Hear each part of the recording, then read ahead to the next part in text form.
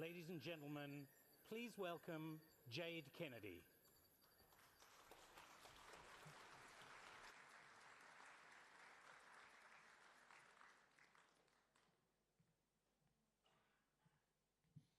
How he's going? Yeah, that's good. Thank you. I guess for me, the welcome to country protocol's sort of gotten a bit, I don't know, let's say wobbly over the years. And can I get a bit of a show of hands of the people that are actually from the Illawarra region? A bit of a gaze there. What about those visiting? Are there many people here visiting from outside of town? Yeah, deadly. Thank you. For all of those that are from here, have you been welcomed here before? I'll go then. No, I think for me, one of the things that I've really wanted to highlight of late is that the welcome and acknowledgement protocol is actually a call and response. So when we welcome people to our country, it's required that there is an acknowledgement. And we've, moved through the spaces that we have today, and it looks a little bit like this here. I get the privilege and the honour to stand up in front of you and say a few things in relation to my country and welcome is in a certain way. So I just want to flip it a little bit today and ask you fellas to use those big, beautiful imaginations of yours to reach into your brain and come down a little bit of an acknowledgement with me before I welcome you. Does that sound okay? Deadly. So for me, I'm going to ask you fellas, be it close your eyes or be it sit in the way in which you need to. But can you imagine into that special place for you within this region? So if you live here, where's that one place for you that you feel connected to, that you feel is special? And for those of you that's visiting, is there a place here in this region that's special to you? What does it look like? How does it feel? How does it smell? Are there trees there? Are there buildings? Are there roads? Is there sand? Is there waters? Are they salt? Are they fresh? Are they bitter? What's that place look like where you go? Can you paint that picture? Can you see it? Are you there?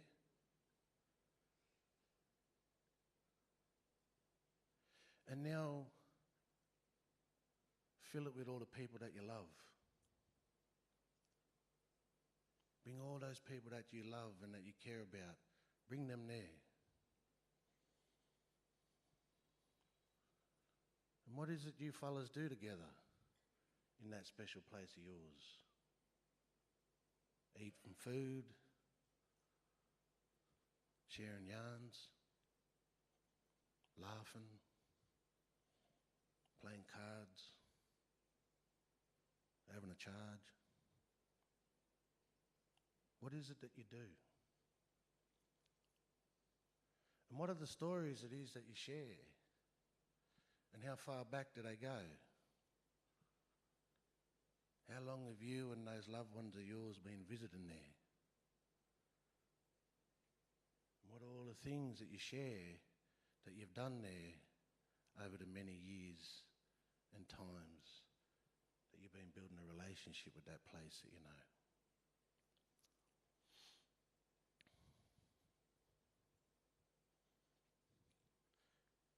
See, for us, when our old people welcome you, when I have the privilege and honour on behalf of my community to welcome you, I'm welcoming you to this beautiful place, not this room. I'm welcoming you to this escarpment and this ocean and all the waters that connect them. I'm welcoming you to this lake, to these trees, to the birds and the animals and the life in the rivers, creeks and streams. I'm welcoming you to my family, all the people that I love and care about. And I'm welcoming you to our culture, the culture of this place and the people of this place. And I'm welcoming you to all of them stories that go all the way back to them dreaming times and all the ones that have happened from then until now.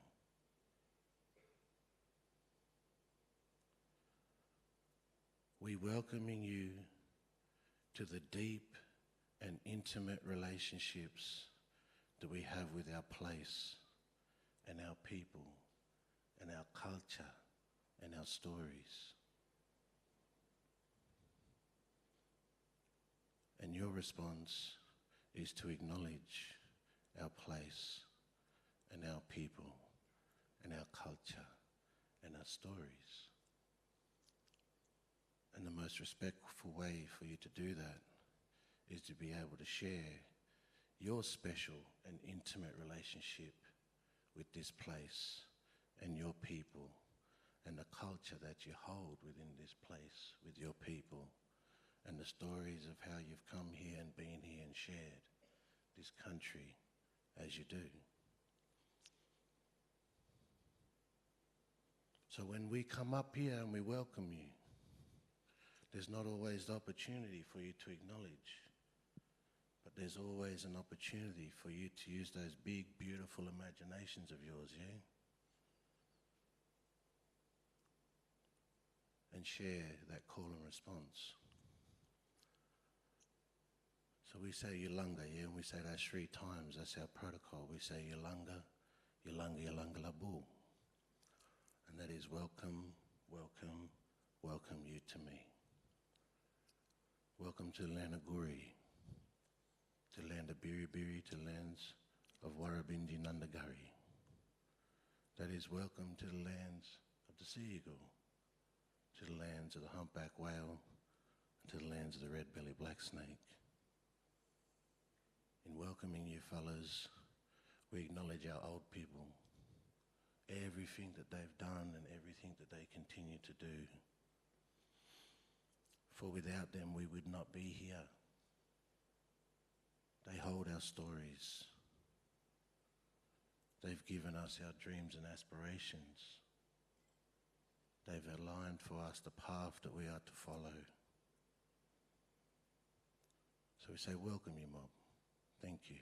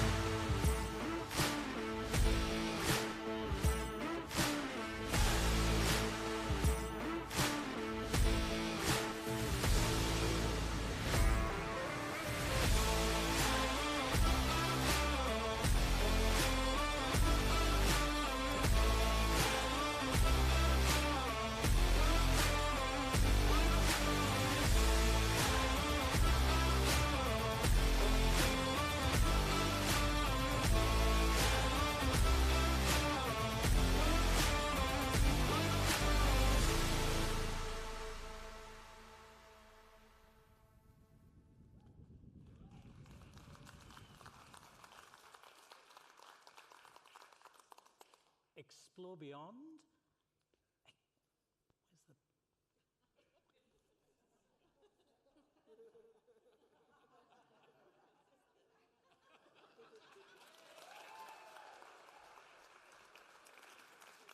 Explore beyond and find home. I want to thank Jade Kennedy for that absolutely beautiful welcome to country. It's such a wonderful way to begin this evening, because this evening's all about stories.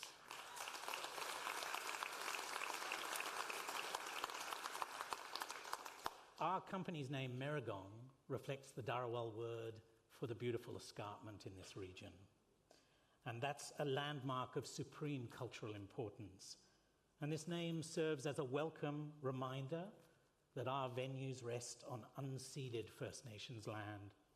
In all that we do, Merrigong seeks to acknowledge the ongoing traditional custodianship of this land and to show respect and work closely with all First Nations people who now call this region home. And I'd like to especially make welcome all First Nations people here tonight, and to welcome everyone to the launch of Merrigong's 2023 season. I'm Simon Hinton, Artistic Director. Well, it's been a great year for theatre in 2022.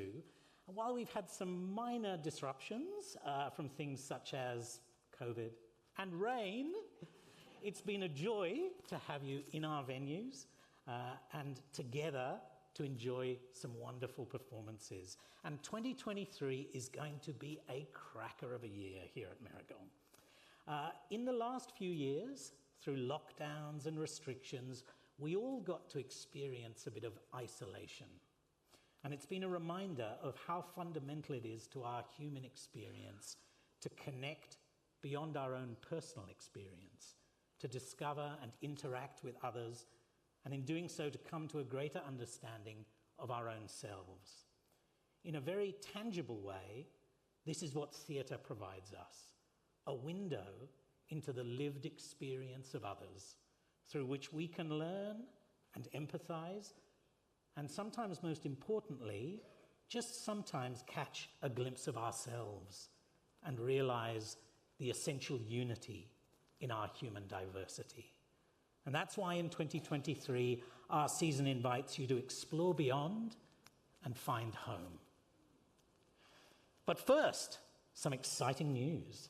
Illawarra Performing Arts Centre is getting an upgrade. Phew.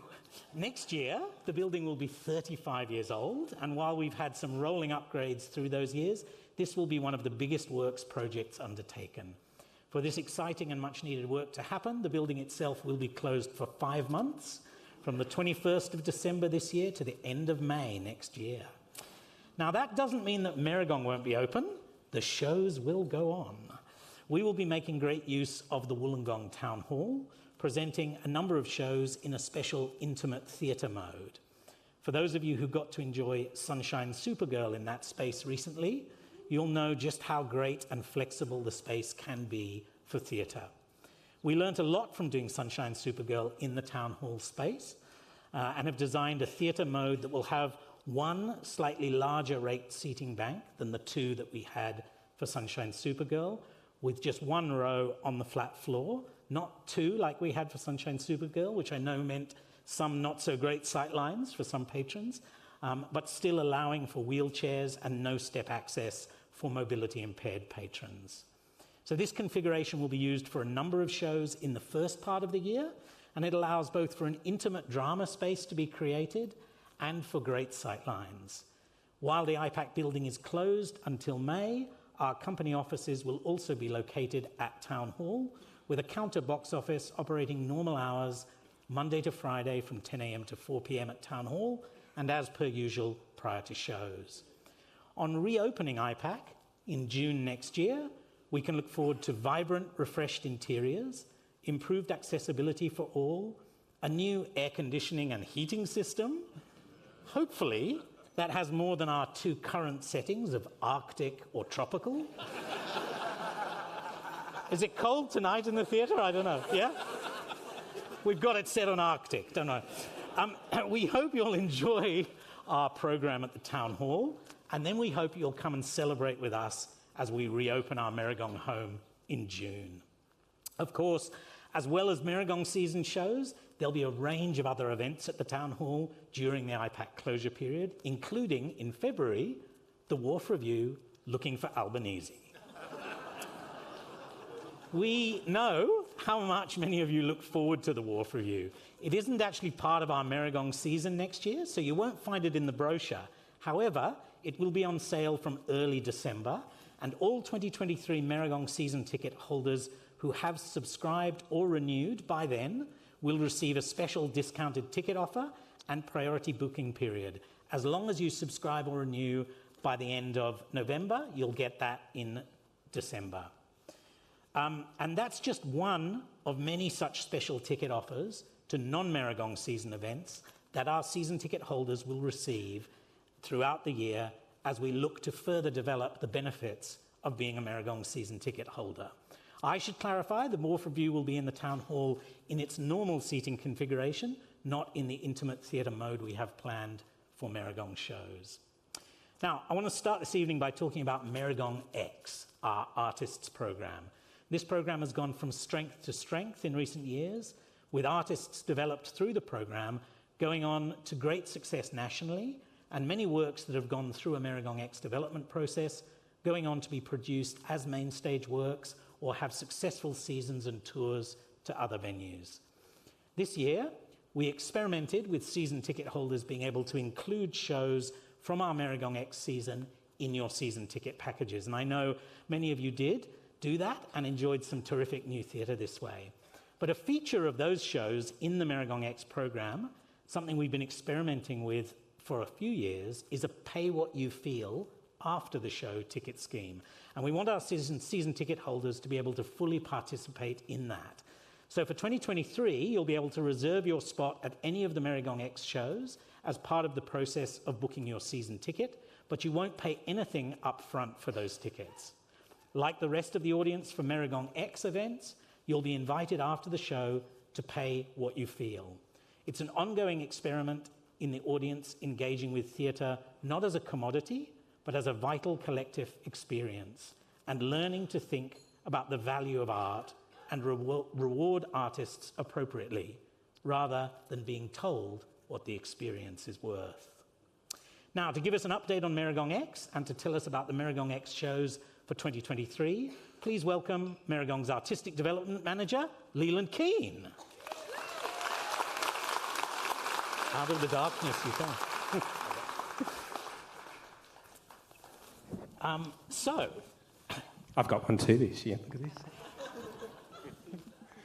Well, his is more fancy than mine. We describe Merrigong X as an artists program. What does that really mean? Look, it really is what's on the box. It's innovative, it's independent, it's in development. It's a program that's focused on artist development, and particularly kind of focusing on all artists, so emerging, mid-career, and established artists as well. So that's not like shutting the audience out, but I guess the point of it is the development of artists and their work. Is that right? Yeah, it is. And look, the way that we look at it is we tailor the program to the artist itself. It's not something where we kind of go, okay, we're just plonking you into this. The program itself, we look at what the needs of the artist are, and we kind of develop it through that. So what does a typical kind of development process look like for a work in Merrigong X? Like I say, it is very much based on who the artist is and who we're bringing in, but generally it can sort of, there are sort of three defined stages in the way that we support artists.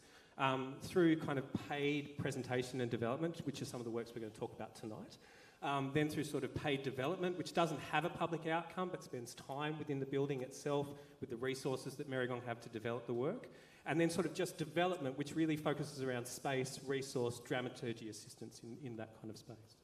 Okay, so recently some Merrigong X shows have really gone on to have success as main stage shows here and in terms of touring. Can you tell us a bit about that kind of pathway for work? Yeah, well, we just had one actually close on the weekend. So A Practical Guide to Self-Defense by the wonderful writer Yen Yang, which was a fantastic show. It's a great example of a work that began in the Merrigong X program and then transferred to our main stage program. We were able to partner with our wonderful friends, the National Theatre of Parramatta, and actually get that work to audiences in Western Sydney. It premiered at Riverside before coming down to travel with us. And that'll look to kind of tour potentially to Austrasia next year. We're hoping it kind of goes out on the road. So that's a great example of that. I guess another example is Dear Diary and Kay Proudlove's work, who joined us here on stage not 12 months ago. That work was actually one of the largest selling works we've ever had in the Merrigong X program, and has actually transferred straight out of that program into the national touring. So Kay's looking at the moment, we're looking at a 20-plus venue tour, national tour in 2024, which is an amazing result for a show coming out of that program. Yeah, it's fantastic. So what Merrigong X shows can our audience actually come and see next year? So there's 4 offerings that we have next year. Chachi, which is the first offering that we have in the year by the wonderful local artist Nisha Murphy, who many of you will know. It's one of the first works from Merrigong X that we've actually produced that's for families, particularly for families who have tweens or young teenagers, as I do. It's a work that's focused around kind of exploring the idea of who you are through circus and storytelling. So that's a really beautiful work. The second work that we have is Optimal Stopping, and this is a work by Lisa Maris-McDonald, who brought us The Lobster this year as part of the Merrigong X program, which was a wonderful exploration of different, the idea of art in our society kind of then coupled with dance and contemporary dance. This work is actually an international collaboration between Lisa's company Optimal Stopping and I hope I get this right, La Infintia Campania, which are a Mexican group. Basically, the 2 groups of dancers meet on the stage for the very first time and kind of explore what happens. They haven't had any pre-rehearsal, and we just see what happens as they explore the time with their skills in real time in the space. The third work, I'm going to jump just slightly here because we're going to come back and talk about another work, but Landed by Frumpus. Any of you who are familiar with the 90s kind of Sydney performance scene, Frumpus were hugely influential in my career with companies like the Sydney Front. These wonderful 3 female artists, these amazing women, are bringing a riotous, anarchic performance. I can't wait for this one to hit our stage. So really looking forward to that. And then the final work is Uncoiled Exposed. Uncoiled Exposed from Osti Dance. Any of you who have seen, we actually had the first incarnation or second incarnation, I think, in this year's program. It's basically a showcase of wonderful emerging local choreographers. And should we bring Michelle to the stage? Yeah. Look, to tell us more about Osti Dance and Physical Theatre and Uncoiled Exposed, please welcome the founder and director of the company, Michelle Maxwell.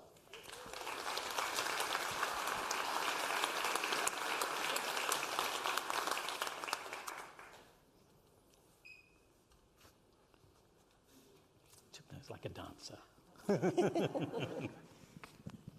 Come join us. So, Michelle, Osti Dance Physical Theatre is an unusual company in that it's not a professional dance company as we would normally think of it.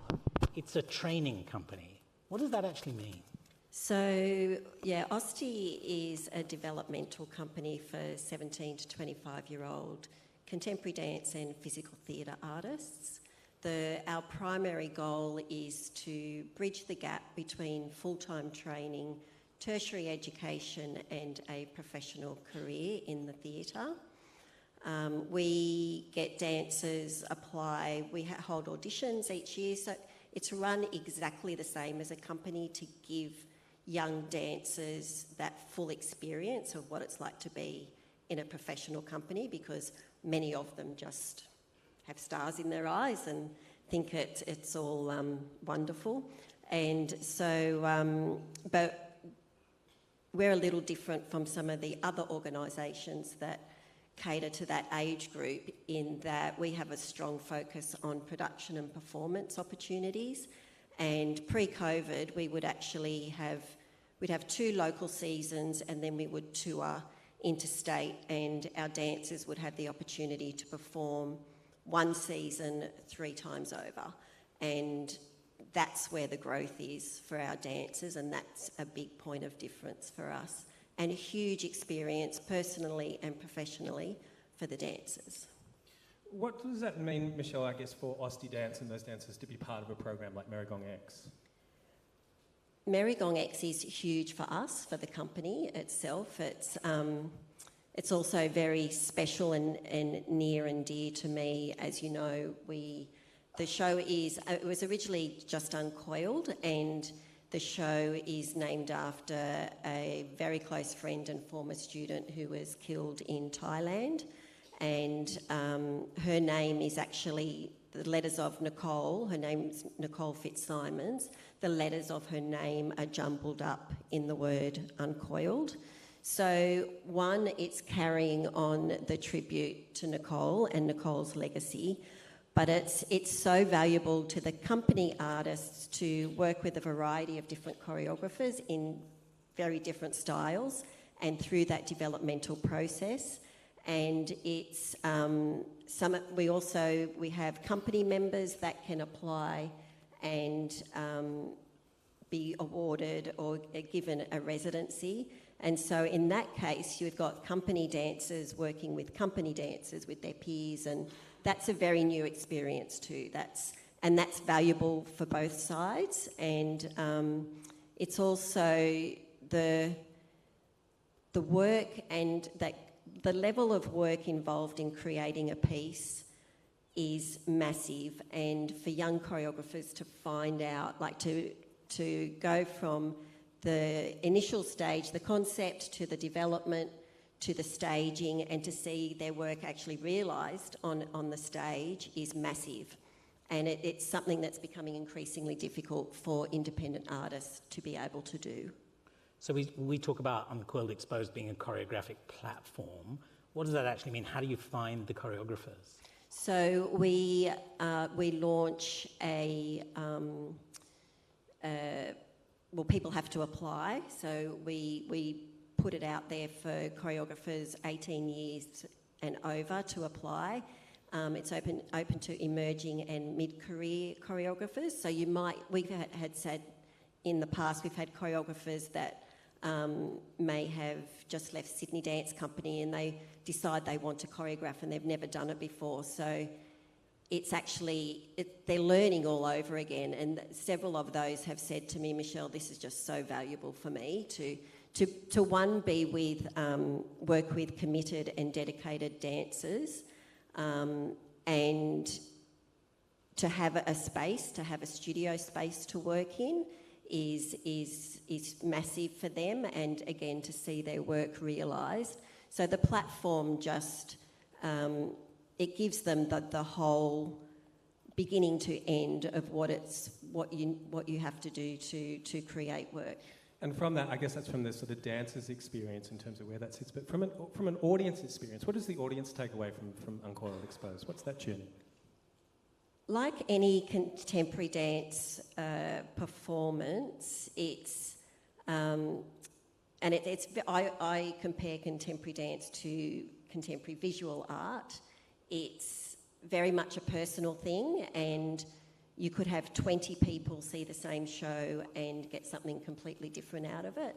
But for Uncoiled, we aim to have a very diverse program, and we had a piece this year that was essentially hip-hop based, and then we have other pieces that are really have that classical undertone. And but we want audiences to be exposed to what contemporary dance is, and to not. Some people will go and see contemporary dance and say, I have no idea what it's about, I don't know what's happening. Sometimes that's the choreographer's intention, for you to leave the theatre and have lots of questions. So it's very personal, and we just want our audience to feel something. If you leave the audience feeling something and you're moved by what you see, contemporary to me is something that moves you personally and inside. Yep. I'm a great admirer of how you've been able to create a company program and an environment that really nurtures and develops young people, but also that brings out incredible sort of commitment and focus, which is something that I really see in your dancers. And I think it shows in their performances, and I think it's the reason that the company's really growing such a great reputation nationally. And I hear that in the industry from people, and I think maybe people locally don't know just how special it is that we have this company in this region. There aren't many companies maybe around the world that take this place in the development of dancers. I know many of our audience didn't get to see this year's Uncoiled Exposed, and we wanted to be able to give them a glimpse of what they missed and the type of thing they might see next year in Uncoiled Exposed. So we're going to be treated to an excerpt from this year's Uncoiled Works. Can you just give us a bit of an intro to it? So we had 6 pieces in our October season this year. It was 2 years put together, 21 and 22. And when Simon and the Merrigong X team asked us to perform tonight, we had trouble deciding which piece we would do. Because So we're going to do them all? No. So we've actually put together essentially a collage of all the 6 pieces into one piece with one soundtrack, and our 2 dancers that we have performing tonight have done an exceptional job in putting this together, and we're very grateful to be here tonight. Okay, please thank Leland Keane and Michelle Maxwell. And now, please welcome Isabel Turner and Sarah Hernell from Osti Dance and Physical Theatre, performing excerpts from this year's Uncoiled Exposed programme.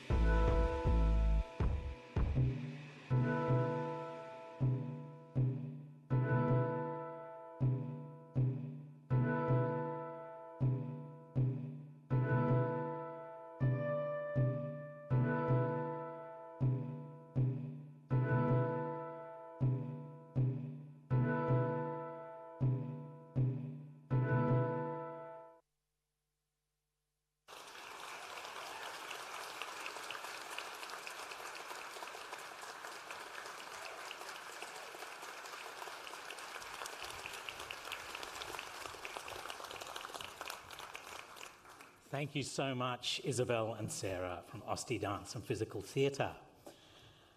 After hearing about the range of artists featured in Merrigong X and some of the great successes that some of those artists are going on to have, I want to take this opportunity to thank an important group of people who support this work and all of the work we do with and for artists and the community, our Inner Circle donors.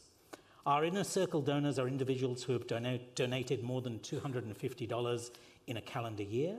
They are our local champions, advocates for the arts, who put their money where their mouths are and show their support for our artist and community programs, making this work possible. Now, all donations of $2 or more to Merrigong are tax deductible. We are a registered charity, and we appreciate every donation, whatever the size. But I do want to recognise the highest levels of our Inner Circle donors, many of whom have given year after year to the company. First of all, those in the last year who have donated more than $1,000 to Merrigong. They are known as our Inner Circle Insiders.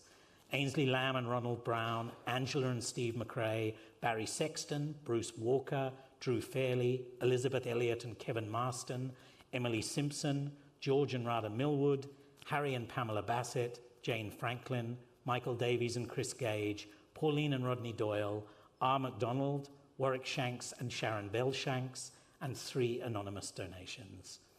And those who've donated more than $500 are Inner Circle collaborators: Amy Harper, Beverly Darby, Chris and Jackie McRobert, Christina Camelli, Colin Trudy Bruton, David and Linda Fuller, Denise Bramble, 4-Star Cleaning, James and Linda Hogg, Jim and Sandra Dingle, Jodie Parker, Robin De Rosario, John and Adrian Quilter, Kevin and Sue Savage, Lita Webb, Marie Mitchell-Stanley, Meg Schneider, Peter and Anne Robinson, Peter and Margaret Wolfe, Rosemary Mann, Shabnam and Simon Hinton, Simon Hodsden, Stephen Merrick, Tony McAdam, and 2 anonymous donors. At the Inner Circle supporter level, donations of under $500 but more than $250, there are too many names for me to read out, but you'll see them here on the screen. The names of all our Inner Circle donors are recognised in this year's season brochure. So please look through those names in the brochure and know that those people and the hundreds of others who gave smaller amounts this year, all of them, all of you, have played a crucial role in supporting the work of the company through such a difficult period for the arts industry.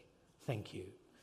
My dream is that one day we'll have so many Inner Circle donors that we'll need to have a special pre-launch launch just for them.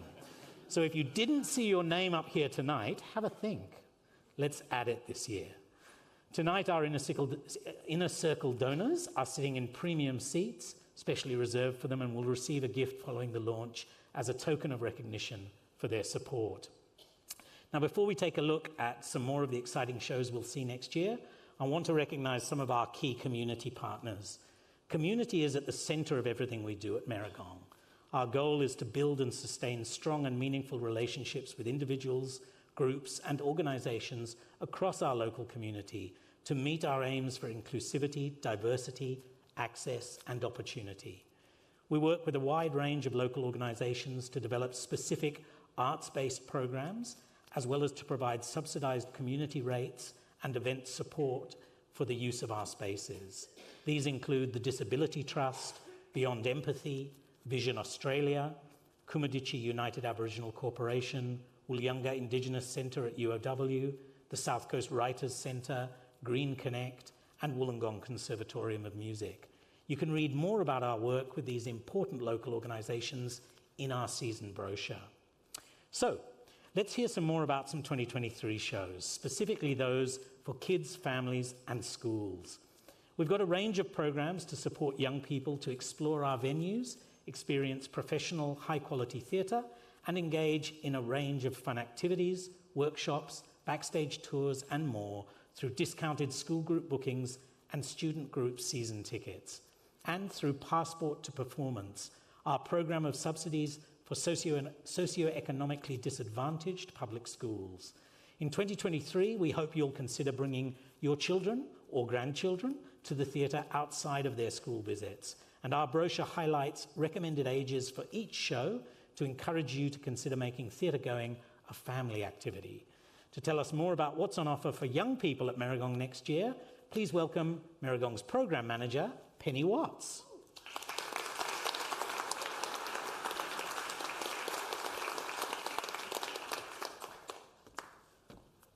Into the hot seat. So, Penny, it's fair to say that you've dedicated a fair portion of your career, not just at Merrigong, but in previous jobs, to bringing the magic of theatre to young people. Why? Because theatre for young people is awesome. It opens a door to imagination. It opens the door to possibilities. It opens the door to those young people seeing themselves in all kinds of forms. And it just allows them to go on their own adventures and to use their own imagination. That's why. So what do you think young audiences want in a visit to the theatre? I think firstly, they don't want to be patronised. They are humans, they're equal, they're the same as us. We don't want to be patronised.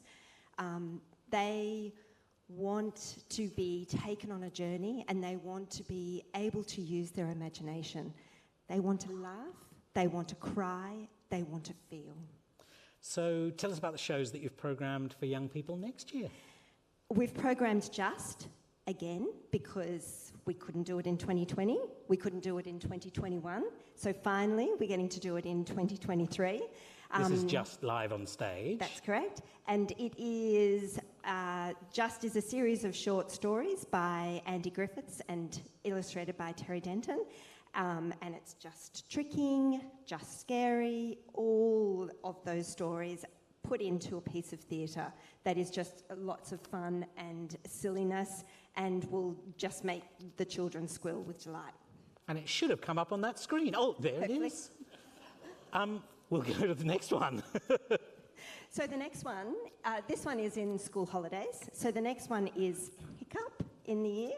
Hiccup is by Windmill Theatre Company, which is one of Australia's great theatre companies for young people. And this one is for both schools and GP are welcome to attend this one too. And this one is just a beautiful story about a group of friends working together to try and solve how to stop hiccups. Real world problems. And next up? The last one is Possum Magic. Possum Magic is by a company called Monkey Bar Theatre Company. I'm quite biased here. I was their general manager for a few years and they're one of my favourite theatre companies in Australia. And this one is for all the grandparents in this audience to bring your grandchildren or grandnieces or grandnephews to Possum Magic during these school holidays. And so there's one more special regular event for kids next year. And this is Creativity Camp, and these happen during the school holidays for 1 week. And a group of children, like-minded children, children that love drama, that love playing, that love using their imagination, they just come together and they take over the Wollongong Town Hall for the whole week. Every day they do different workshops, different activities, and then come together at the end on a Friday just to do a small presentation for their families. So going to the theatre can really have a big impact on a child. I'm curious, what's the best reaction you've ever heard from a child at a theatre show? There's so many. I do love sitting in an audience of children and they forgetting where they are and they are talking to the actors on stage. And they don't care who else is in the audience, it's just them and those actors. And they give their honest opinion. It can be brutal sometimes. And sometimes it can make you smile and laugh and think, yep, this is why I'm doing it. Beautiful. Please thank Penny Watts.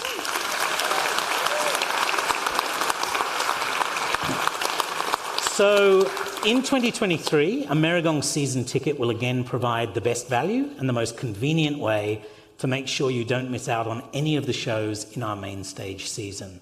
As usual, the more shows you include in your season ticket, the better the value. And we hold the very best seats in the house for season ticket buyers, and the only way to ensure you get those best seats is to book early. Our box office will be open later for those who wish to book their season tickets tonight, and of course season tickets will be available online after the conclusion of this presentation. Along with all the great main stage shows, when you book your season ticket, there's another show this year which you can add on to your booking before it's on sale to the public. It's Fight Night at the Circus, and the glittering Aurora Spiegel tent will be transformed into a neo-vaudeville speakeasy for Le Coup. Due to the IPAC refurbishment project, large areas of the arts precinct will be a construction zone, so we're having a winter Spiegel tent next year. Don't worry, it will be heated. Think mulled wine, maybe soup from the newly reopened cafe, and amazing entertainment. Le Coup will be one of the 3 main headline shows at Spiegel Tent Wollongong next year. It gathers a ragtag bunch of Australia's finest cabaret and circus stars to mix fire-breathing, daring aerial feats, and breathtaking acrobatics for a scintillatingly visceral experience. Le Coup is a tribute to fun fairs, travelling troupes, and the showmen and women of yesteryear. Featuring a ferocious live soundtrack from a bluegrass band, it's a guaranteed knockout. Let's take a glimpse.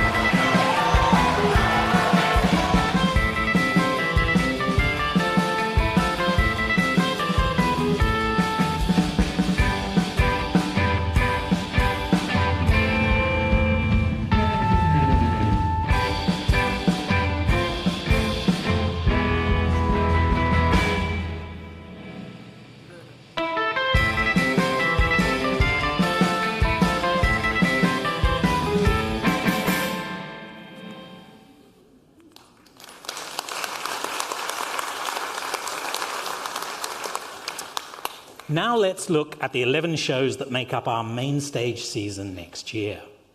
We'll open our season in February with the welcome return of international theatre to Wollongong. The contradictions of modern India with its iPhones and ancient gods come alive in this outrageously funny and heartbreakingly beautiful romantic thriller from one of New Zealand's most successful theatre companies, Indian Inc., with Guru of Chai. I've wanted to bring the world-renowned actor and writer Jacob Rajan to Wollongong for many years, and now in the first of our Town Hall intimate theatre mode shows, we will get to meet his famous chaiwala as he channels 17 characters and leaps to multiple locations, delivering a wonderfully romantic thriller while dispensing dubious spiritual wisdom. It's incredibly funny, moving, and a tour de force performance. Let's learn more about Guru of Chai. Well, tonight, my friends, your problems will be gone. Tonight, your loneliness, your emptiness, all gone. Tonight, Kurisa will take away all that is wrong with your life. Guaranteed. Bangalore Central Station, 6 a.m., 40 degrees.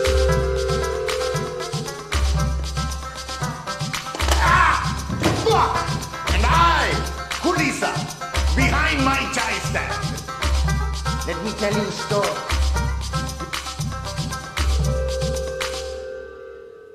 Hi there, my name is Jacob Rajan. I'm an actor, writer and co-founder of the Indian Inc. Theatre Company from New Zealand. I'm really looking forward to ditching the beard and the beanie and getting along to Wollongong alongside our friends at the Merrigong Theatre Company to present Indian Inc.'s most awarded play to date, Guru of Chai. Guru of Chai won Play of the Year, Actor of the Year and Composer of the Year. It's a romantic thriller set in a train station in India. It's very funny, a little bit sad, and it's got a banging live soundtrack. So I'll pop the kettle on, you buy a ticket, and I'll see you at the Wollongong Town Hall, February 2023 with Guru of Chai.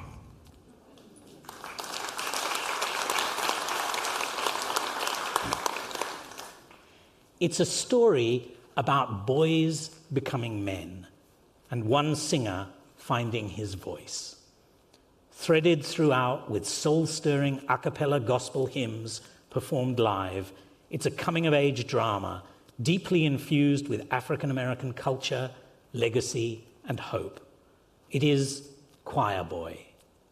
Written by Terrell Alvin McCraney, an Oscar winner for his screenplay for Moonlight, this is a Tony Award-winning play.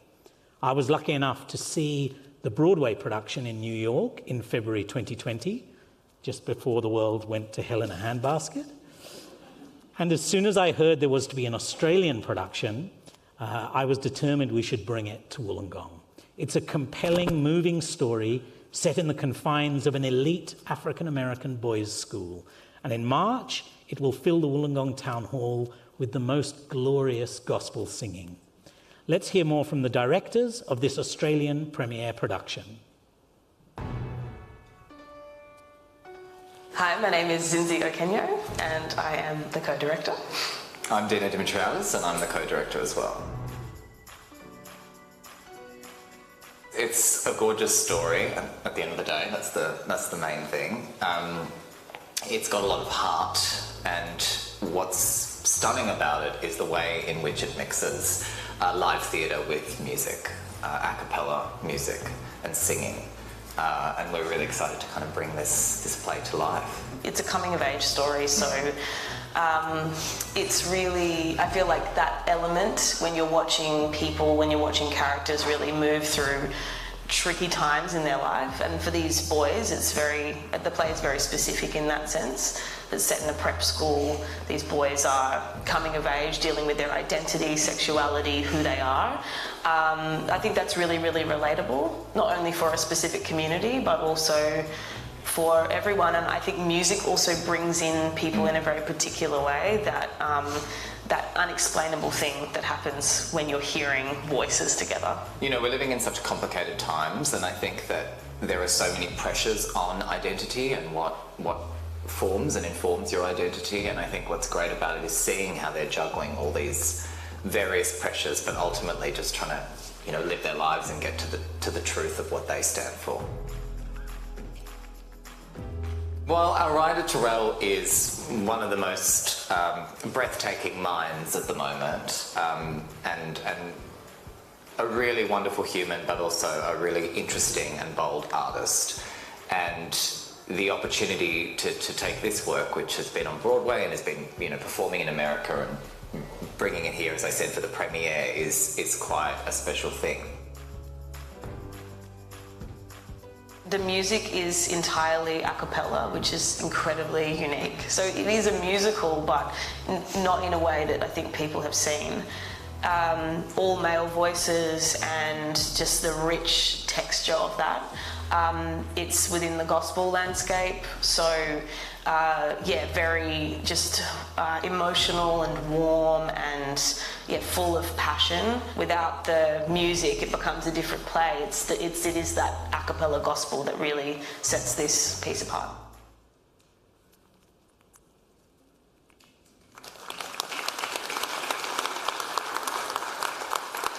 The brilliant contemporary performance company Branch Nebula specialise in bringing the virtuosity of street culture into the theatre.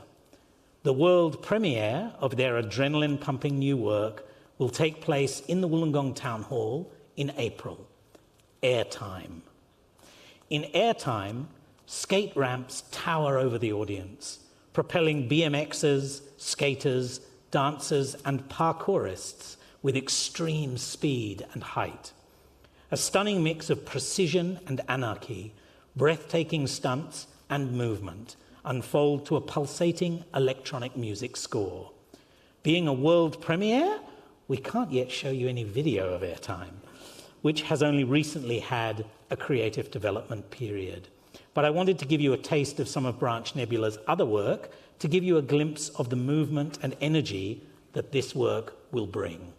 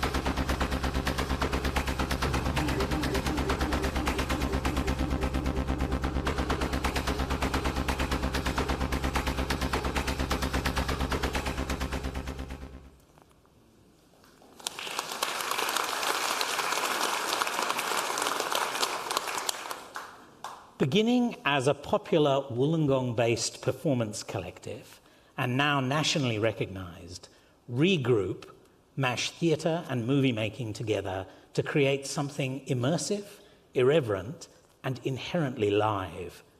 In Coil, they create an experience both gobsmackingly ingenious in its execution, whilst being funny, warm-hearted and deeply resonant.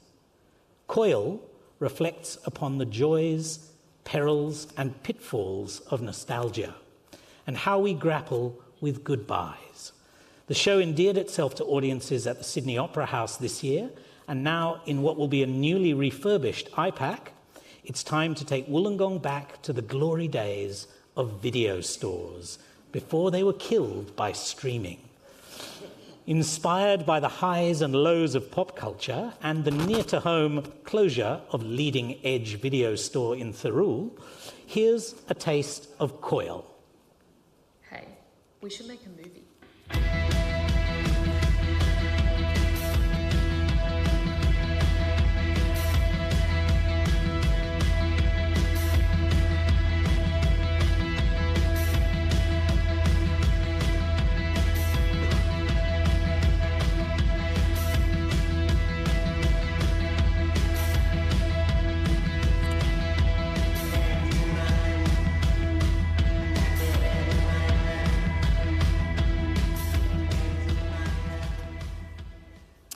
To tell us more about their work, please welcome from Regroup Performance Collective, Carly Young and Mark Rogers.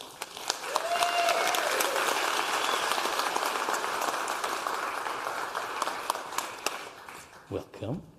Have a seat. So, this is full circle in many ways. As you guys started making work together here in Wollongong, is it nice to return to your theatre home? Yeah, of course it is. Absolutely. You never left. You can't Yeah, talk. no, I can't really talk. I live in Farnborough Heights, so I stayed Carly, here. is it nice to It return to your... definitely is. No, yeah, the four of us who made the show met at University of Wollongong studying theatre. And so we made our first shows as students here. We made our first shows as artists here in Merrigong X. And so it's wild to be back after 10 years making shows with Coil on the main stage. It took you long enough, Simon. What was the... I was going to say it took you long enough. No. No. We had to make something good enough. No. What was the inspiration behind Coil? Yeah, so twofold really. So we had this idea that we might be able to make a show. All of our shows are live cinema. All of our shows use cameras as a core part of their theatrical strategy to make a kind of movie while we're also making a theatre show. And we had this idea that we might like to make a movie, but just with one person. A movie where one person, through trickery, would be able to play every single character. And we were, niggling away at that idea for quite a while. And then COVID hit, and then, even more importantly, Leading Edge Thirroul closed down in August 2020. And this was a really centrally important video shop for Steve, the handsome curly-haired man you see with the Video Easy thing there.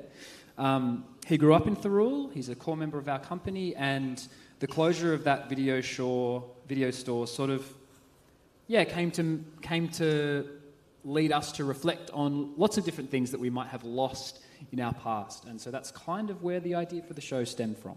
And so I have to ask, what's with the name Coil? Steve's going to kill us because we don't know. It's something to do with time going around, and the coming back. VHSs kind of go around, and time travel. And DVDs themselves are circles. It doesn't matter. Yeah, it doesn't really matter. Okay. There was a funding deadline, and we had to have a title. The truth. And I've heard rumour that actually some of the shop fit out of Leading Edge Video Store Thirroul is actually in the show. Is that right? That's right. Steve went. So Steve interviewed as part of our research, we interviewed the store owners, Marion and John Wallace, And as part of our journey, Steve went back to the store while it was closing down before it became a construction site, and he got the sign from the original Leading Edge, and it is now the centrepiece for our set, along with many DVDs. All bought off Facebook Marketplace from people who were getting rid of these sort of like plastic objects in their house that no longer need because they have Disney Plus. And they don't have a player for them, probably. That's right. So look, in some of your earlier works developed here at Merrigong X, you really began to fully experiment with that idea of sort of creating live cinema as theatre. And I'm remembering the crazy sci-fi Route-Niner in 2 parts, I think, wasn't it? It was part 1 and part 2. Part 1 and part 2. So tell us about the development of those kind of techniques. Well, we're film nerds, you know, as much as we are theatre people, we're also film nerds. Film is the popular medium, much to theatre's chagrin, you know, we're devastatedly We're angry. the base art form. That's right, yeah, it all of it. comes from us, totally. But no, we're film nerds, and lots of our relationships as artists were sort of built through watching films together. And so it was sort of natural in a way that our artistic practice as theatre artists would start to incorporate some of those strategies. We also have, you know, who I think is probably the most exciting and interesting video designer in the country, Solomon Thomas. He's part of our company. Like, he's our friend, do you know? So lucky. So it just sort of means that we get to, on a DIY budget, push the possibilities of what video can do in theatre. And with us, in this show, with a specially made, custom-built video DJing program operated through a Wii remote that no one knows how it works except for Solomon and another mysterious figure named Chris, who we're not allowed to talk about. You're in trouble now. That's right, yeah. But yeah, so that's kind of where it came from who we are, our artistic interests, and a lot of luck. So what do you hope our audience will take away with them from seeing Coil? I think it's very relatable. You know, it's the dangerous lure of nostalgia. And I think everybody is familiar with that. Everybody harks back to the better time. And COVID, you know, emphasised that, remember when. And whether it was the video store or not, there was always a better time. But what does that mean when we're moving into the future? So I guess we kind of hug them and sting them at the same time with a challenge and a question, and we want them to think about that, about what that means, what nostalgia means. I can't wait for it. July, here in the Bruce Gordon Theatre. Woohoo. We'll see you then. See you there. Please thank Carly Young and Mark Rogers.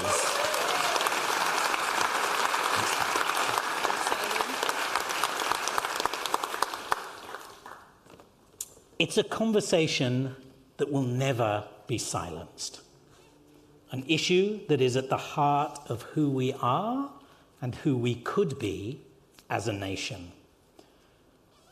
For some years now, I've closely been following the development of an outstanding new First Nations dance and physical theatre company in the Gold Coast region, led by the extraordinary young choreographer and theatre maker Thomas E.S. Kelly. Carol Projects have been making some wonderful work. Freed from the expectation of conforming to any particular style or genre, they've forged their own. Now we get to bring their most acclaimed work to Wollongong, Silence. Driven by a dynamic live percussion score, Silence is a thrilling new work that breaks the silence, pulling unresolved conversations from under the rug and slamming them back on the table.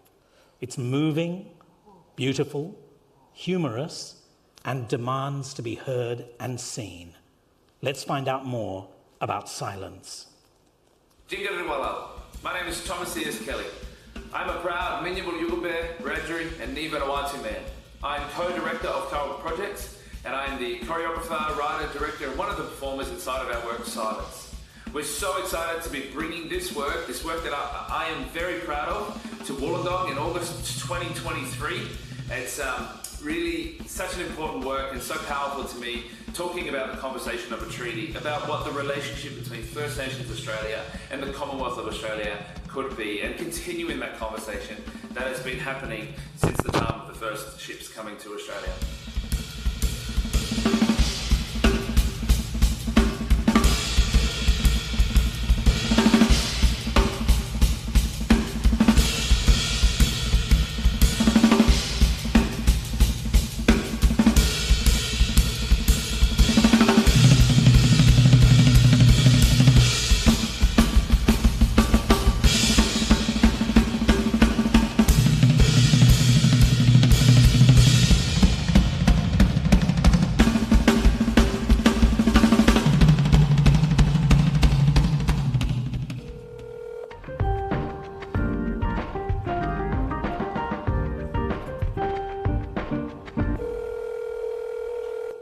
Hi, is this the Commonwealth of Australia? Yes? Great. This is your landlord speaking.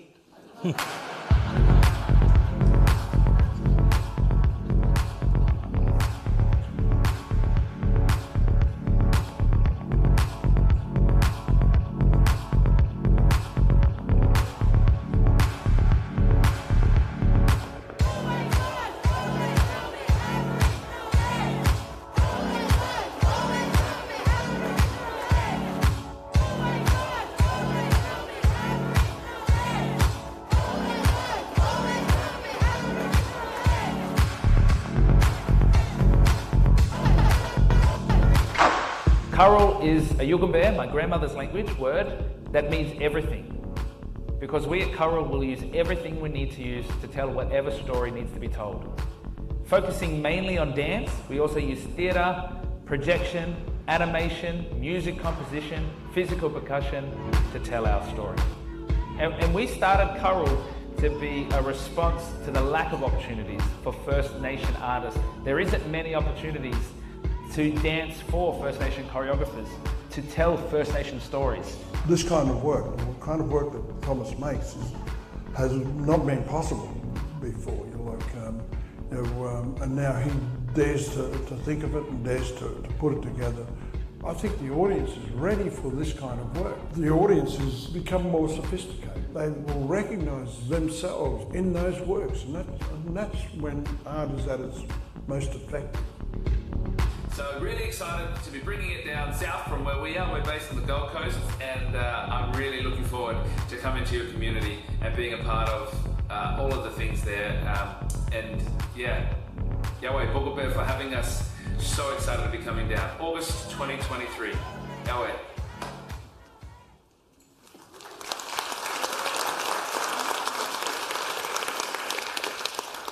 A classic Australian novel, which became a classic Australian movie, now becomes an uplifting new play.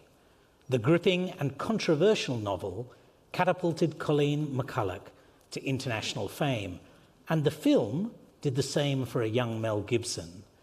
Now the novel has been sensitively adapted for the stage. Tim. This new production will be directed by the award-winning Darren Yap, known to our audiences for his direction of Merrigong's Letters to Lindy.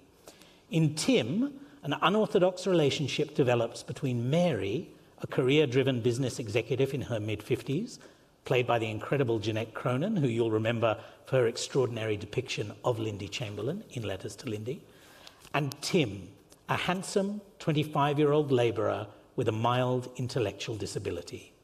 What begins as a chance meeting between them soon develops into a life-changing relationship with shattering consequences. This new stage adaptation comes from acclaimed playwright Tim McGarry, who now joins me on stage to tell us more.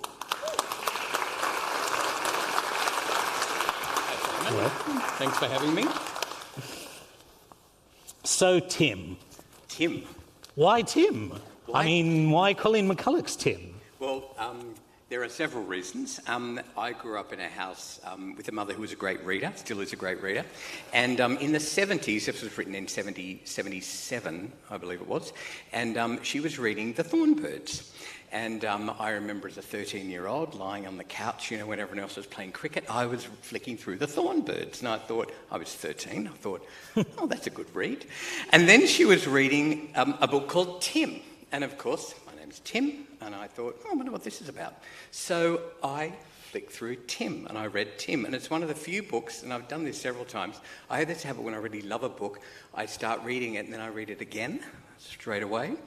And the first one I did that to was The Silver Sword, and then I read Tim, and I read Tim again. And over the years, it's always come back to me as a story that I thought had great relevance as a theatre piece. There's several reasons. The other reason is that as an actor and as a theatre person, we always have a second job. And for 32 years, I've worked with people with disabilities in group homes. And I really feel like I've developed a great understanding of the challenges that people with disabilities face, with what their families face. And I had, she's passed away now, a cousin who had a disability. And she was a very vibrant member of the community. And and I saw her parents kind of grappling with what to do with how she was going to live her life after they were no longer around. And what often happens with people with disabilities live with their parents go into a nursing home, and they follow.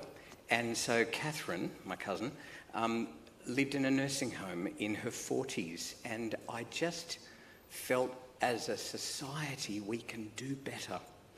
And that's still happening today, and it's very common in regional Australia. But Catherine was living in a nursing home in Ryde, and this was in 2010. So Tim has a great personal kind of. It's a personal story in terms of my family, but in terms of my work, and with lots of people I know with disabilities. So, as a playwright, you've adapted a number of novels now for the stage, most recently to great acclaim, I have to say, Boy Swallows Universe. I did. How do you approach the task of adaptation? Every adaptation's different, and I approach every one of them kind of a little bit differently. But I think, one of the first things with an adaptation is it's about the author. And I think it's important as an adapter and a playwright, if you're adapting someone's novel, is to make sure that they're okay with what you're thinking of doing with it. So, Is that tricky? It can be tricky. Some authors don't want to have anything to do with it. They go, oh yeah, that's fine, whatever you're going to do, that's fine. Some authors are kind of nervous about it and kind of need a lot of reassurance. I'm very lucky in that I have a couple of authors who act as my reference, my kind of referee, and one of those is Jackie French. I work with Jackie a lot, so if people are feeling a bit nervous, I say to Jackie, do you mind speaking to this author? And they have a bit of a chat and she kind of calms them down, and then hopefully I get the opportunity to work on their work. With Tim, it was different because Colleen, of course, passed away in 2015, I think, and I didn't have her to kind of talk to about the story and where the story came from. But I worked very closely with Bernie Leo, and Bernie is the executive director of the Colleen McCulloch Estate. He's a journalist, and he's also one of Colleen's best friends. So he has been a great support in me kind of discussing what I wanted to do with the story, how I wanted to update it, because of course it's 1970s and I've set it in 2020s. So he's been a great kind of support in terms of someone to talk to in terms of the story and its history. So one of the central characters in Tim has a disability. He's a neurodiverse young man. And in the past, he'd typically be played by an actor without a disability, like Mel Gibson did in the movie. Yeah. But now our industry is really trying as much as possible to give opportunities to actors with relevant lived experience to portray diverse characters such as this. Has that been possible with this show? And what was that casting process like? Absolutely. So, this is a great question. So, myself, our wonderful producer, Christine Dunson, who I think is here tonight, and our director, Darren Yap, had lots of discussions around this. And the first thing we did was we sought advice. And we spoke to Kate Hood, and Kate Hood is an actor with a disability who I'd worked with, and she's also one of the co-chairs of the Diversity Committee for Actors' Equity. And her advice, she had excellent advice, and her advice was to go through kind of a tiered kind of process. And she kind of talked about 3 tiers. The first tier was for Christine as a producer to approach the agents in Sydney and around the country to see whether there were any actors, professional actors, who recognised that they had the kind of disability that might help them have the lived experience to play Tim. The second kind of tier was to go to community groups. If we couldn't find that actor within that first circle, we'd go to community groups and audition actors from that range of from loads of beautiful, wonderful community groups. The third sphere was that if we couldn't find anybody in those first 2 rounds, was to try and find an actor who perhaps had a brother or a sister who had a disability and they understood the lived experience of having a disability. Kate was very confident that we would find it in the first 2 spheres. So we had quite a number of professional actors come forward. Some of those actors I knew, and I had no idea that they had a disability, and we offered them all the opportunity to talk to us, to have a meeting beforehand, a coffee, and have a chat about how it would be to play that role and what our expectations were, and lots of questions they had. And many of those actors did come forward, and one actor stood out from all the rest, and they auditioned, and I was lucky enough to be in that process and watch, and his name is Ben Goss. And Ben Goss has a disability. He has cerebral palsy, and he is a graduate from VCA, which you'll know very well. I think your son's a graduate from VCA, or went there. And Ben blew us away. It's hard for me to tear up, but I feel a bit teary now talking about it. But he grabbed that role and performed it like I had never imagined it would be. And then he came back for the recall. And it was extraordinary. He just is Tim. And so we found him, and we found him in the very first sphere, which was exactly what Kate Hood said would happen, and it did. Well, it's an issue really important to Merrigong, which later in the launch you'll realise the connection, this issue of this casting. So, Tim, what do you hope our audience will take away with them from seeing Tim? I always think, as an audience member, I hope that when I see a play, that I come away from it a little bit different to how I went in to see it. With Tim, I hope the audience has a greater appreciation, a greater understanding, and a greater empathy for people who live in different types of relationships, because every relationship is valid, and that they have a greater empathy and understanding for people who have different abilities than what they have. So I guess that's kind of what I hope. Beautiful. We can't wait to see it. Please thank Tim McGarry. Thanks, Simon.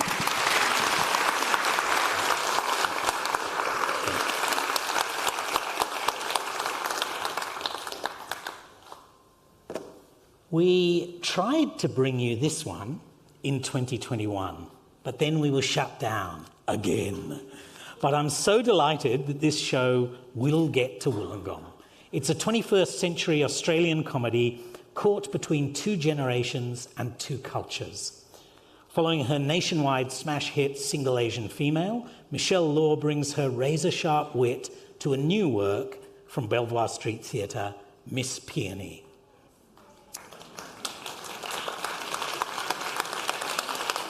It's a coming-of-age comedy about what happens when the ghosts of generations past come back to haunt you. Lily's grandmother was a beauty queen in Hong Kong.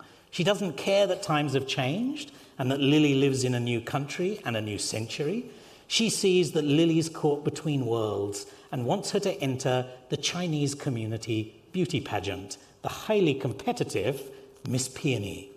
She won't take no for an answer, and to make matters worse, she's a ghost. Starring a dynamic cast led by Michelle Law herself, the production is performed in 3 languages As in real life, the characters switch between English, Cantonese and Mandarin, and there will be surtitles in all three so that everyone can enjoy the show. Here's Michelle Law to tell us more. A little bit about Miss Peony. I started writing it several years ago because I've always been fascinated by the idea of pageants and pageantry, and when I discovered that there was a Miss Chinese Australia pageant, I thought it was really interesting that you had this intersection of race and gender, and I wanted to explore that through a protagonist who is Australian-born Chinese and doesn't quite have a handle on her cultural identity or who she is or supposed to be. So I guess in that way it's influenced by my own experiences as well as the experiences of other ABCs, and also the relationship I wish I had with my grandmother, who couldn't speak English and I sort of speak broken Cantonese, and how you navigate not only intergenerational differences but cultural differences with people in your family. A challenge that I've found with redrafting has been navigating all sorts of different languages. I've got English, Cantonese and Mandarin, and because it's comedy, it has been interesting trying to find where humour lands and doesn't quite land when you're working with different types of syntax. But I'm very excited to see that come together on stage, and it's going to be a really inclusive and exciting new work that will invite people who do speak English, Cantonese and Mandarin, so nobody will feel excluded in that sense if they're from a Chinese background. My hope for audiences when they come to see the show is for them to leave feeling quite content, as if they've had a cathartic experience watching two characters, Lily, our protagonist, and her grandmother, Adeline, come to a sense of peace and freedom. So I'm really excited for everyone to see the show, and I'm really excited to be acting in it as well, and I'll hopefully see you all there.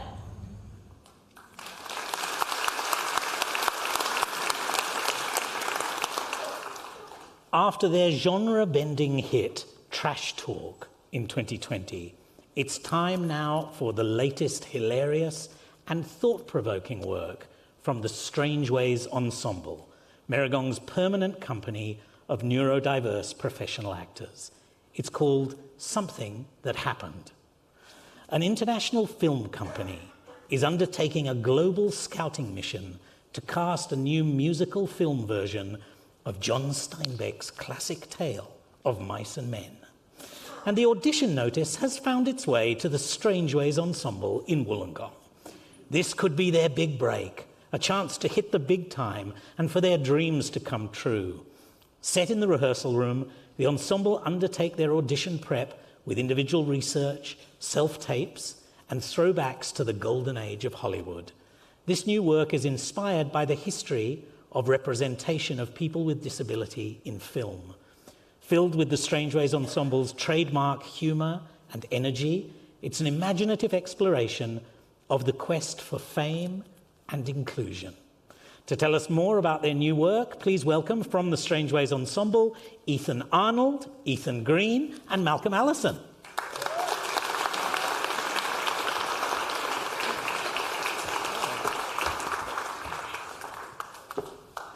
Malcolm. I always tease Malcolm that he outdresses me. It's a bit unfair, but you know. Looking very smart. So, Strange Ways Ensemble, it's our permanent ensemble. These guys work usually one day a week, making new work, developing things, developing skills. Tell us how long each of you have been with the ensemble. I've been with it for 9 years now, and I was in the first production we did called The Man Who Dreamt the Stars. And that was actually based on the amazing but true story about my medical past. It was indeed, and you're a founding member of the Strange Ways Ensemble. Yes. Amazing. One of the two original ones. Yeah. Ethan? Well, I started in 2015. Well, it's called The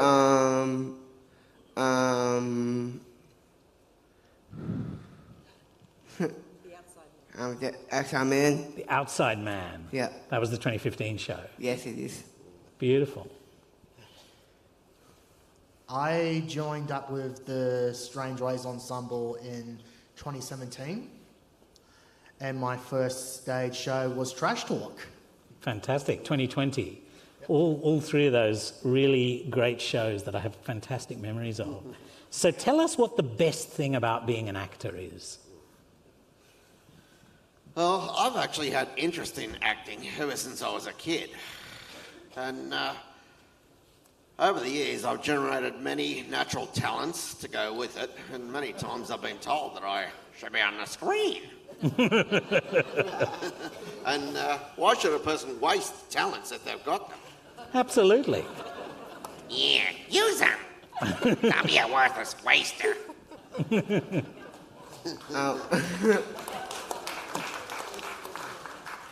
Well, first I've been dancing, and then I found out I'm really good at it. Then I was entertaining some people. Then I'm that guy who is like a comedic kind of guy.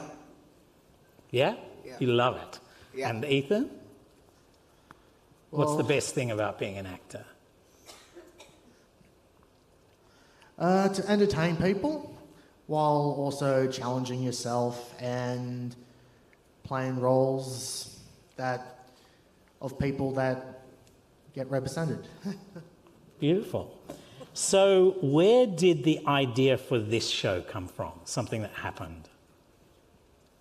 Well, the idea pretty much came from the conversations we all have, like during a session and on break, and it just came to conversations about diversity, inclusion, and roles for people neurodivergent, intellectual disability, and it came to the casting, which which in the past has been performed by people who don't have disabilities, and we all had our own opinions about it. And we share ideas about the things that we're working on too. Yeah, and I mean, I guess in that history of thinking about that representation, Steinbeck's Of Mice and Men is an interesting example because there's been all these different versions of it. So what was it about Of Mice and Men as a story that you really connected with? It's sort of based on how there's a character in the story with a disability, you say. Yep. And there's another fellow in the group who we think would be really suitable for that character, and he's the one by the name of Lenny. Yep. So the casting of Lenny has been a real issue over the years, yeah? Yes. So what do you guys hope our audience will take away with them from seeing something that happened?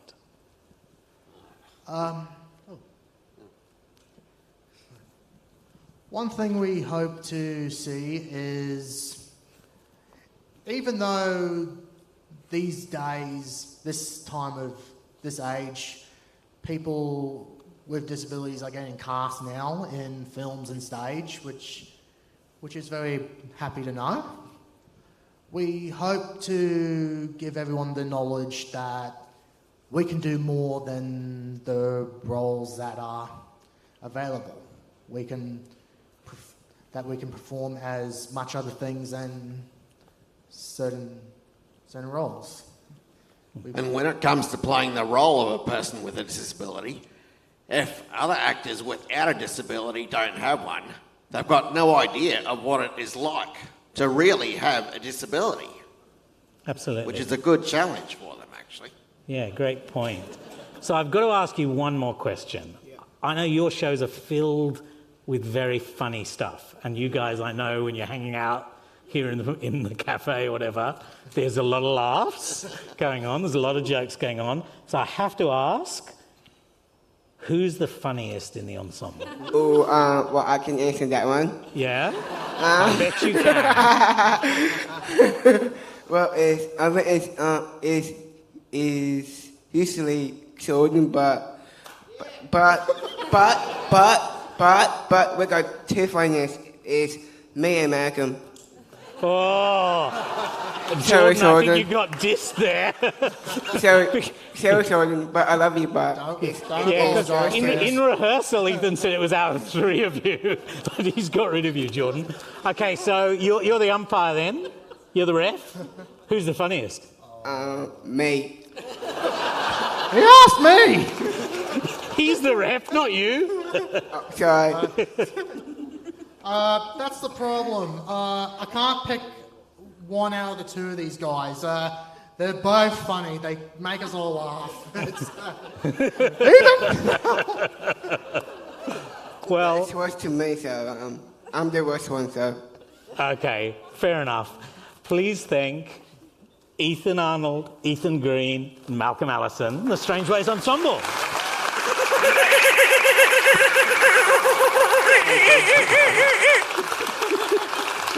You couldn't resist, could you?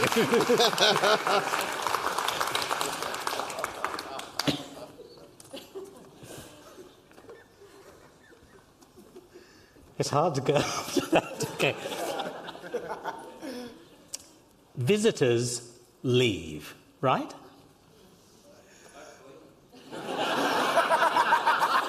Careful what you wish for. On a sweltering day in January 1788, 7 clan leaders gather on a sandstone escarpment overlooking the harbour. The attendees, 6 of them elders and 1 new initiate, catch up, laugh together, share a meal, and compare notes. But beyond the friendly banter, protocols, and hospitality, a momentous decision is waiting to be made. A mysterious fleet of giant Nawi is amassing in the harbour, and as they creep closer, these 7 representatives must choose unanimously. Should they send these strangers on their way or welcome them? This is the premise of Jane Harrison's stunning play, The Visitors. It comes to us in a new production directed by Wesley Enoch for Sydney Theatre Company and Mugalan Performing Arts, after the original production took Sydney Festival by storm in 2020, establishing The Visitors as an instant classic of the Australian theatre canon.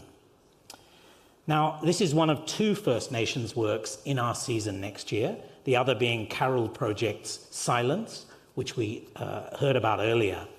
And while First Nations works have for many years been an essential element of our main stage season, we've recently taken an important step towards the development of a First Nations program that will not only continue the programming of such work, but support local First Nations artists to produce new theatre and engage more closely with our local First Nations community in accessing the resources and facilities of our company. As part of that program, 2 new permanent roles have been created at Merrigong: a First Nations engagement coordinator and, as of a little more than a month ago, a producer First Nations program who will lead this work. And he joins me now to tell us more about this important program. Please welcome Leroy Parsons.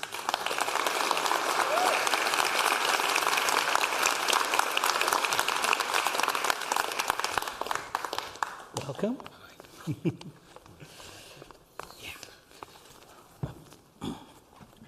So, Leroy. Simon. Tell us about your experience. You're a Yuin man from here on the South Coast. And how did you find your way into theatre? What is your journey? Well, that's right. I grew up on the South Coast here, down in Eurobodalla. I guess it was later on in my teenage years when I was in high school. So I did drama in high school for my HSC.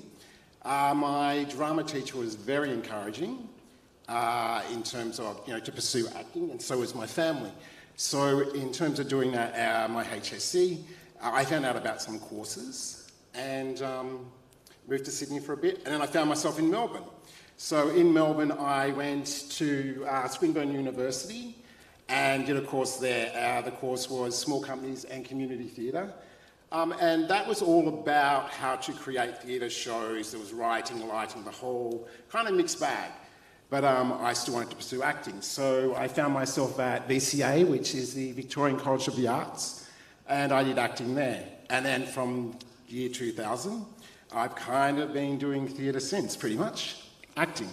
And so tell us about that experience as an actor, as a theatre maker, working on bringing First Nations works to the stage, or indeed the screen, because you've done both. Yep, done a bit of screen, but it's mainly theatre that I've done.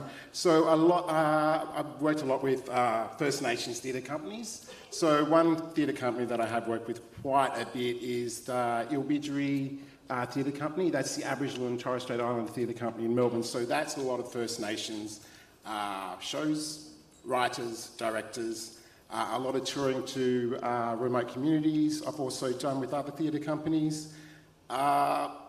Large-scale events too, site-specific. So a company in Melbourne or Victoria, country Victoria, based at Ballarat, called the Old Van Theatre Company. So what they used to do is we would go out, us actors in the city would go out to country Victoria. We would stay in the community for about a month, live within the community, get to know the community, and actually we would take on a group of actors and do workshops with them, and we would look after them and then do classic shows, a bit of Shakespeare. On large-scale events, whether it be on a golf course, on the golf course, for example, having the players in a Shakespeare piece, A Midsummer Night's Dream, rowing in on a boat, and then getting out of the boat, and then doing a scene, and then getting in the boat, and then going again, and people going, what just happened? So it's large-scale events like that. But I do love working in community theatre, grassroots, and I think, I think it's very important that for First Nations people, actually writing their own material, also our material being directed by First Nations, also produced by First Nations. It's very important for us to take control of our own stories. As we know in the past, that we weren't able to do that. And so now you're moving into being a producer. That's right. And scary. I've got to say, incredibly exciting for Merrigong, because you bring this more than 20 years of experience as an actor and theatre maker, bringing stories to the First Nations stories to the stage in that way. And now, what makes you want to drive that as a producer? Well, I think as a producer, here within the Illawarra, coming and being a part of this theatre company, is I want to actually go out and in our community, First Nations community, and talk to the youth. I want to tell youth stories. I want the youth to get what's off their chest. There's a lot of stuff that I think that youth don't have a voice, and I think that's right across the board with anyone and everyone when it comes to our youth. So I really want our youth to have a voice, tell their stories, where they're at, whether they're angry, whether they're happy, instead of suppressing that, instead of youth, as we see a lot of youth in terms of where they are today and the mischief they get up to. But I think bringing their stories to the stage and being proud of their background and their story and where they're from. I think that uniqueness of them telling their story and giving them an outlet. And so what's your vision for what this First Nations program at Merrigong could grow into?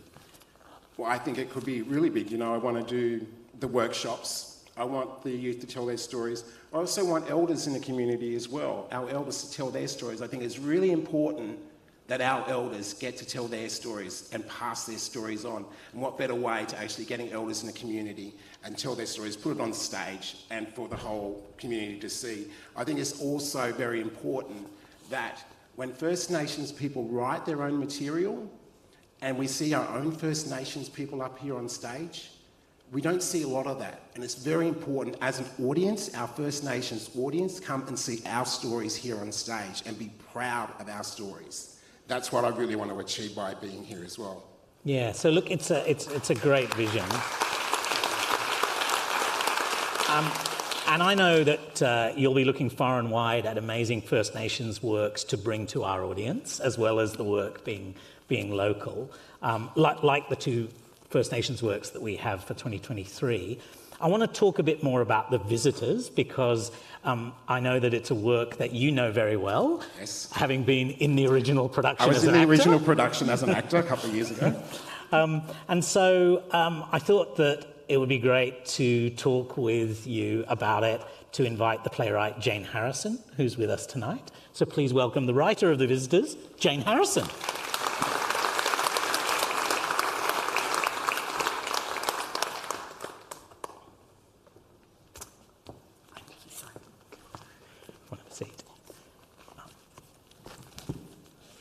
There's a second one. So, here we go.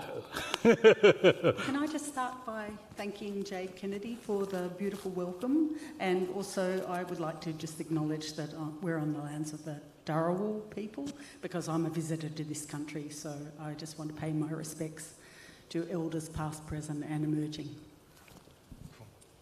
So I guess welcome, Jane.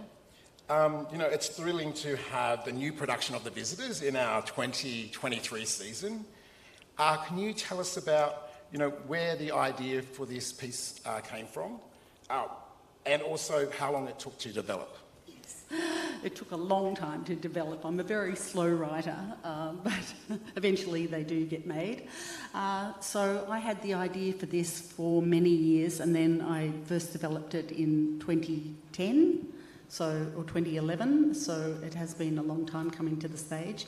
And I think the original idea really came out of a few things. There was a book by Louis Nauer at the time that was very damaging in its writing about how Aboriginal men were traditionally, and I found a lot of my friends were very disturbed by that book and the story it was telling about Aboriginal men, and I wanted to write a story that honoured Aboriginal men, because the Aboriginal men that I know and love are respectful and courageous and beautiful human beings, and I just wanted to tell that story. Also, I think that Australia hasn't really investigated the events of 1788, and we don't really have a deep understanding of what happened at that time.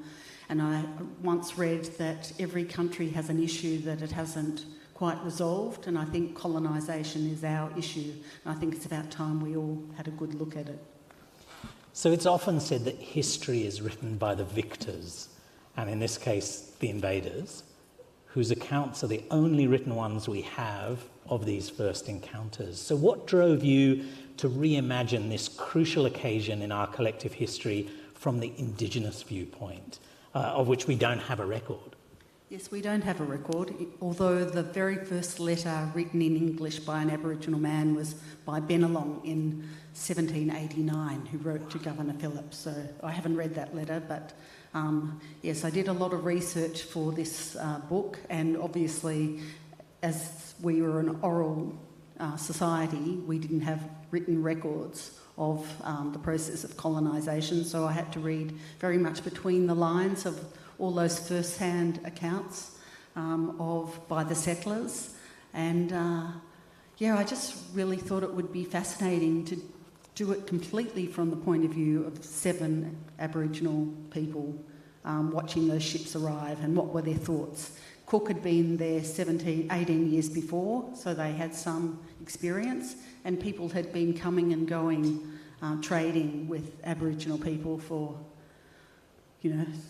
hundreds of years, really. So they were used to people coming and used to them going as well. Yeah. So...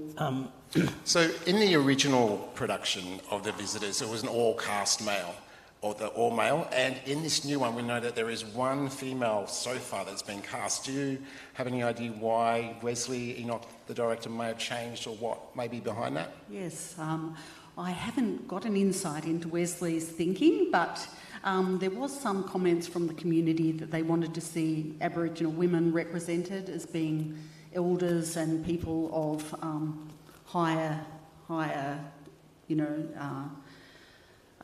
knowledge holders in our community, and I knew that was the case, of course, and so I think it's really interesting to see what Wesley's going to do with this new production. The wonderful thing about theatre is that it's a collaborative exercise, and so you leave things like the directing and the casting to people who are far better at it than I would be. So I'm really intrigued as to how he will cast. There's only 3 actors being cast so far, so we'll see what the final cast will be. So I want to talk a little bit about the style of the piece. It's obviously written in a modern idiom, contemporary voices, no sort of attempt to imagine what is in the period voices would be. And there have been some parallels being drawn between The Visitors and 12 Angry Men, I guess both in terms of that style and to some extent the structure, where there's this one dissenting voice kind of challenging the group. Was that a conscious kind of reference point or way in for the audience? Or It was definitely a conscious decision to use a similar plot to that of 12 Angry Men as my basis. And then when I started populating it with my own characters, they had their own... obviously, they took on their own life. They came to life. And so I think you can still see the structure of 12 Angry Men in the final production. I did try and get permission from the estate of 12 Angry Men to do a straight adaptation, but they weren't interested in doing that, and so I had to make sure that I didn't plagiarise that original text. Yeah. Great. So I guess when you write something like this, a piece of work like this, or when you actually write your shows, you write obviously you're aware that there are different audience members that are going to understand it and experience it in very different ways. Now, Aboriginal audiences will experience something different to non-Aboriginal audiences. Do you think about this when you write? I've always, since my very first play, which was Stolen, I've always used the Aboriginal audience as my first audience, and I feel like a non-Aboriginal audience can play catch-up a little bit with that, and I think that's okay because we've had to do it. We've had to be bicultural. So I figure that it's okay for audiences to go on that little bit of a journey, and sometimes it might be a little bit uncomfortable, but I mean, theatre's meant to push the boundaries, and I want people to discover new things and have new experiences when seeing a play like The Visitors. So yeah, predominantly a First Nations audience first off, but we're only 3% of the population, and I know that that we're going to get, non-Indigenous people, and I've used First Nations, Aboriginal and non-Indigenous in the same argument. We can't make up our minds what we're called. So what do you hope our audience will take away with them from seeing The Visitors? Yes, well, I really hope that audiences will have a look at the whole...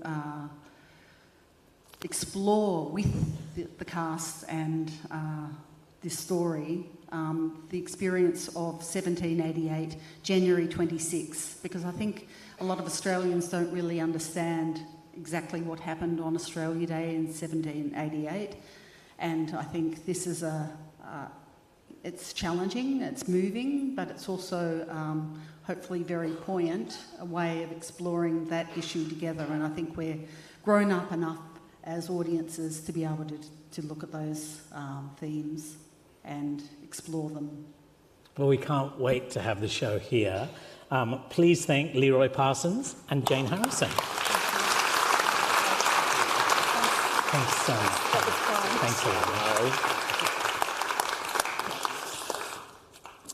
So if it's not a pandemic spoiling our plans, then it's endless rain. We had hoped to be ending 2022 with balmy nights in the Wollongong Botanic Gardens, surrounded by friends and family, enjoying a magical theatre show under the stars. But as if to prove Shakespeare right, that the course of true love never did run smooth, La Niña had other ideas. So now, in November next year, we will finally bring you our inaugural Shakespeare in the Garden with A Midsummer Night's Dream. So pack your rug and picnic for an enthralling open-air performance. Now, please note, for those of you who originally included this in your 2022 season ticket and have chosen to hang on to that ticket, it is still valid, and you should already have been informed which performance it's now for. You don't need to again include it in your package for next year unless you've already requested a refund or you didn't have it in your season ticket for this year at all. But if you're in doubt, ask our wonderful box office staff. They can look it up and set it all straight. So there's our 2023 season, 11 shows. Our hope is that through coming to the theatre in 2023, you'll connect with us, with the diverse range of artists on our stages, and with each other, and that together we'll explore beyond and find home. Now, before we finish up, I do have a few thank yous. Firstly, to all the many organisations, agencies and companies that have supported specific shows in our season. They're on screen. Our fantastic season 2023 supporters, our media partners, the Illawarra Mercury, 2ST, Wave FM, Power FM and Channel 7, and our accommodation partner, Adina Apartment Hotels. Our young people's program partner, People Care. And thanks also must go to our major funding partners, the New South Wales Government through Create New South Wales, especially for the very significant additional COVID-related support that we've received in 2020, 2021, and again in the early part of this year. And most importantly, our primary funding supporter and the owner of the wonderful venues we manage, Wollongong City Council. Their ongoing support underpins everything that we do, and their further development of this building next year is a testament to their commitment to support the arts as a vital part of our community's life. I want to take this opportunity also to thank my incredible team of staff at Merrigong. Aren't they beautiful? For their tireless work for artists and audiences. And I also want to thank our volunteers, most especially our board of directors, who also volunteer their time, for their great support. And of course, to thank you, our audience. Thanks for still being here, for coming back to the theatre, for showing your appreciation of the artists we bring to you on stage, and for taking a chance to try something new each time you come to the theatre. Now, a little bit of housekeeping. In a few minutes, we'll be able to enjoy some drinks and food together outdoors in the courtyard. To avoid crowding, we're going to be exiting the theatre row by row tonight.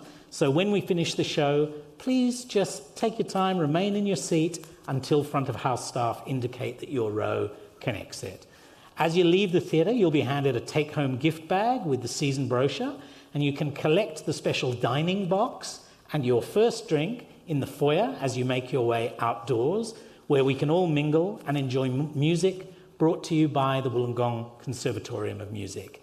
If you do have dietary requirements, then please collect your food box from the cafe instead. Our beautiful Merrigong 2023 season t-shirts will be available for purchase tonight for the special price of $10 from our merchandise kiosk near the Bob Pete studio entrance. And t-shirts are free for our Inner Circle donors.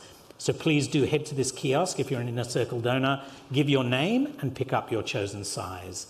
And lastly, don't forget the box office is open tonight if you would like help with booking your season ticket or want to get in quick. But first, to give us a little taste of what we can expect at Spiegel Tent Wollongong next year, from the cast of Le Coup, please welcome the extraordinary Hilton Dennis.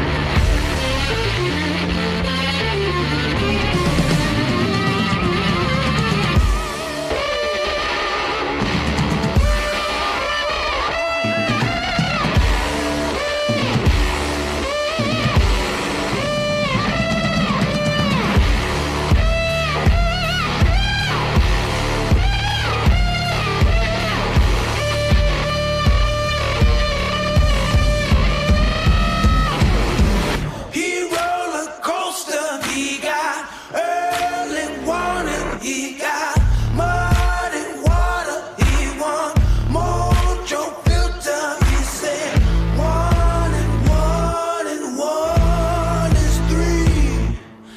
Got to be good looking 'cause he's so hard to see. Come together right now over me.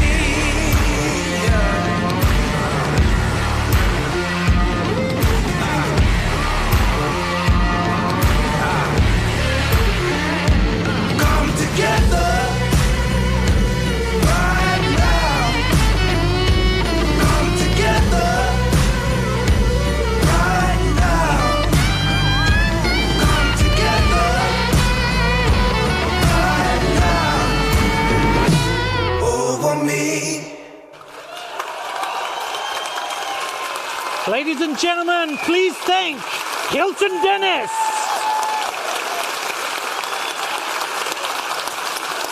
And please thank all my other stage guests tonight, Leland Keane, Michelle Maxwell, Isabel Turner, Sarah Hernell, Penny Watts, Carly Young, Mark Rogers, Tim McGarry, Ethan Arnold, Ethan Green, Malcolm Allison, Leroy Parsons and Jane Harrison. Please thank them all. Season 2023 is officially launched. Have a great night.